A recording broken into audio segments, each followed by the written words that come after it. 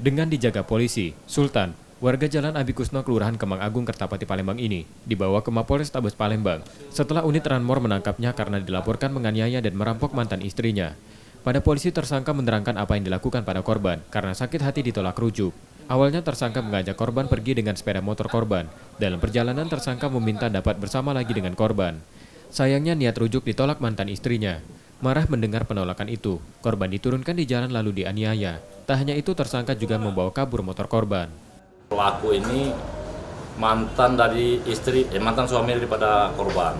Jadi pada suatu hari korban dijanjikan dengan pelaku untuk bertemu. Setelah bertemu, korban dan pelaku pergi bersama dengan mengendarai BB motor. Sampai di tengah jalan, pelaku marah-marah terhadap korban, sehingga pelaku mengancam dengan menggunakan senjata tajam untuk mengambil motor tersebut, dan motor tersebut langsung dibawa dan dijual.